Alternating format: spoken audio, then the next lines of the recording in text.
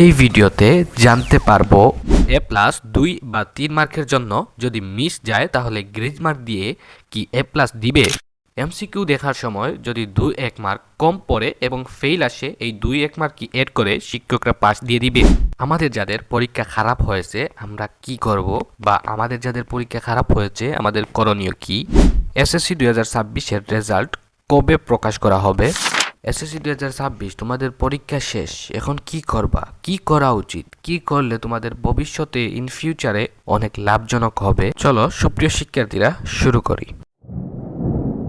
SSC 2026 এ প্লাসের জন্য 2-3 mark যদি কম হয় তখন কি গ্রেজ মার্ক দিয়ে তোমাদের এ প্লাস দিয়ে দিবে। এটা হচ্ছে আগে ছিল বোর্ড থেকে বলা হতো যে এ প্লাস বা 2-1 মার্কের জন্য ফেল আসলে সেটা গ্রেজ মার্ক দিয়ে পাশ করানো, কিন্তু বর্তমানে এরকম কোনো আদেশ শিক্ষা বোর্ড থেকে দেওয়া নেই।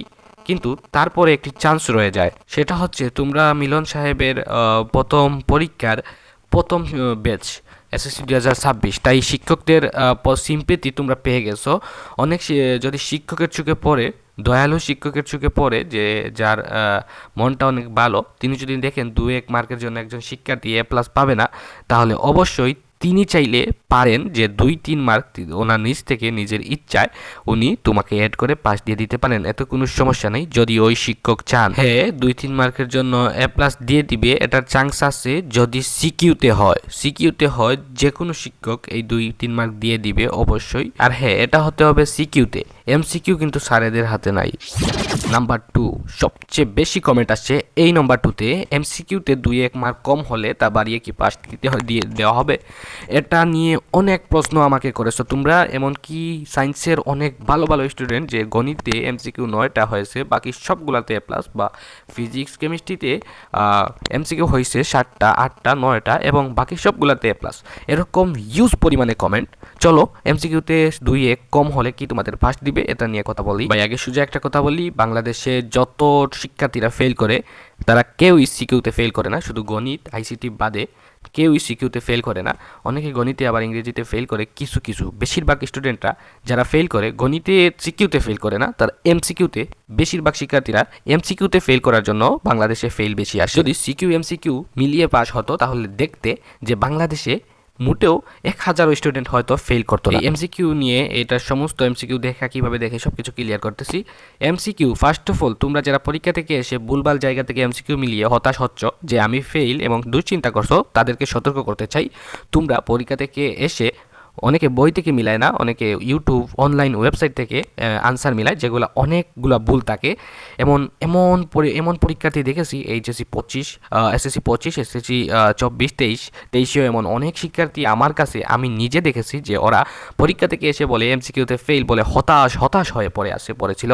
পরে পরীক্ষার সময় ভালো নম্বরে এ প্লাস, কেউ এরকমভাবে পাস করেছে, কারণ তারা যেইখান থেকে এমসিকিউ মিলিয়েছিল সেই এমসিকিউগুলো ভুল এবং বোর্ডের যেই আনসার শিট সেটাতে তার প্রশ্নগুলা রাইট দেওয়া হয়েছে, মানে সে পাস করেছে। তাই তোমাদের অযথা টেনশনের কোনো কারণ নাই। এমসিকিউতে যাদের খারাপ আসছে তোমরা ভরসা হারিও না, এমসিকিউ শিক্ষকের হাতে নাই বাবারা, আগে বলে রাখি, এমসিকিউ শিক্ষকদের হাতে নাই। এমসিকিউ হচ্ছে কম্পিউটারের মাধ্যমে দেখা হয়। যদি কোনো শিক্ষকের চোখে আসে যে যখন তারা সিকিউ এমসিকিউ এর মার্ক একটি খাতায় তুলবে, সেই শিক্ষক যদি চান তাহলে পাস দিতে পারেন। অনেকে শিক্ষার্থীদের এরকম পাস দেওয়া হয় 1 মার্ক বা 2 মার্ক, শিক্ষক দয়া করে যদি পাস দেয় তাহলে পাস দিতে পারবে। যদি শিক্ষকের চোখে না পড়ে তাহলে অবশ্যই সেটা আল্লাহ ভরসা, যদি আল্লাহ তাআলা কিছু করেন তাহলে কিছু হতে পারে। একটু মন দিয়ে শুনবা। পরীক্ষা খারাপ হলে কি করবা?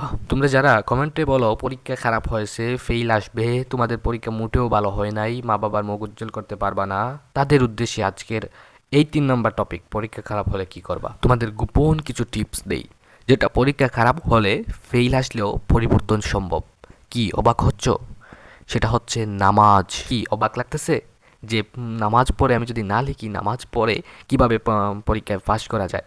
তুমি তো তোমার সর্বোচ্চটা চেষ্টা করে পরীক্ষাটা দিয়েছো, কি দাও নাই? তুমি তো তোমার সর্বোচ্চটা চেষ্টা করে যতটুকু সম্ভব পাস করার ইচ্ছায় পাস করার সর্বোচ্চটা চেষ্টা করেছো, নাকি করো নাই? করেছো। এখন তো আর চেষ্টা করার সময় নাই, চেষ্টা করার সুযোগ নাই। যে চেষ্টা করে এখন মনোযোগ দিয়ে পরে আবার পরীক্ষা দিতে পারবা, এই সুযোগটা আর নাই। যাদের পরীক্ষা খারাপ হয়েছে কাউকে বলবা না, তুমি কাউকে বলবা না যে আমার এমসিকিউ 7টা হয়েছে 6টা হয়েছে আমি ফেল। এটা এখন থেকে তুমি শুনে রাখো, কাউকে বলবা না, কারোর সাথে শেয়ার করবে না, তোমার ভিতরে রাখো। রাতে সবাই ঘুমিয়ে যাওয়ার পর আস্তে আস্তে করে জায়নামাজটা বিছিয়ে তাহাজ্জুদের সময় শুধুমাত্র আল্লাহ তাআলার কাছে শেয়ার করবা। তাহাজ্জুদের নামাজ এত বেশি শক্তিশালী পরীক্ষা কেন, এই পৃথিবীর যে কোনো কিছু পরিবর্তন করার ক্ষমতা রাখে। তোমার মালিক চাইলে, আল্লাহ তাআলা চাইলে, সৃষ্টিকর্তা চাইলে কোনো কিছু ইম্পসিবল নয়, এমনকি তোমার পরীক্ষার রেজাল্টটাও নয়। বিশ্বাস না হলে তাহাজ্জুদের নামাজ সম্পর্কে ইউটিউবে দেখো, অনেকের জীবনে এমনও ঘটছে যে রাতে তাহাজ্জুদের নামাজ পড়েছে এবং সকাল হওয়ার সাথে সাথে সেটা ফলে গেছে, সেই দোয়াটা কবুল হয়ে গেছে। এত বেশি পাওয়ারফুল তাহাজ্জুদের নামাজ। তোমাদের পরীক্ষার রেজাল্ট কবে প্রকাশিত হবে এ নিয়ে এহসানুল হক মিলন, তোমাদের শিক্ষামন্ত্রী, তিনি কিন্তু অলরেডি আপডেট দিয়ে দিয়েছেন তোমাদের রেজাল্ট কবে প্রকাশিত হবে। তোমাদের রেজাল্ট প্রকাশিত হবে ব্যবহারিক পরীক্ষা 14ই জুন থেকে শুরু করে প্রায় 60 দিন, মানে 2 মাস। এই 2 মাসের মধ্যে কিন্তু তিনি রেজাল্টটা প্রকাশ করার ঘোষণা দিয়েছেন। এ অনুযায়ী সম্ভাব্য তারিখ 10 জুলাই থেকে 15 জুলাই, এর মধ্যে কিন্তু তোমাদের রেজাল্টটা শিক্ষা বোর্ডের ওয়েবসাইটে প্রকাশিত করা হবে। তোমাদের রুল রেজিস্ট্রেশন দিয়ে তোমরা তোমাদের রেজাল্টটা দেখতে পারবে। পরীক্ষা শেষ, এখন কি করবা? প্রথম 1 সপ্তাহ বা 7-8 দিন তোমরা দুমাইয়া চিল করবা, কোনো কিছু করার প্রয়োজন নাই, শুধু চিল করবা। এবং পরবর্তী রেজাল্টের পর থেকে শুরু করে তোমাদের কলেজ ভর্তির আগ পর্যন্ত যে 2-3 মাসের সময়টা, এই পুরো সময়টা কিন্তু বসে বসে কাটিয়ে দিলে চলবে না।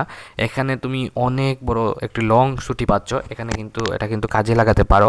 যদি ইসলামের দিক থেকে তুমি প্রথম কয়েকদিন তাবলিগ জামাতের সাথে সময় লাগাতে পারো, যেটা তোমার জীবনে চলার পথে অনেক কিছু শিক্ষা দান করবে, এবং সেখান থেকে ফিরে এসে তুমি কিন্তু স্পোকিং, কম্পিউটার কোর্স বা ফ্রিল্যান্সিংয়ের মতো এমন কাজ করতে পারো। বেস্ট হবে তোমরা সবাই যাতে একবার হলেও স্পোকিং কোর্সটা করার চেষ্টা করো, কারণ তুমি যখন কলেজে উঠবা তখন তোমার ইংরেজিতে অনেক ফায়দা হবে এবং ভবিষ্যতেও তোমার অনেক ফায়দা হবে। তাই এই পুরো সময়টা বসে না থেকে, ফোন না টিপে, স্ক্রল না করে, শুধু reels, Facebooking, YouTubing, gaming, free fire, PUBG এসব না করে, মেয়েরা টিকটক এবং ছেলেরা পাবজি গেম, এসবের পিছনে পুরো সময়টা নষ্ট না করে নিজের দক্ষতা বাড়ানোর চেষ্টা করো, নতুন কিছু শেখার চেষ্টা করো, নতুন কোনো কোর্সে যুক্ত হও।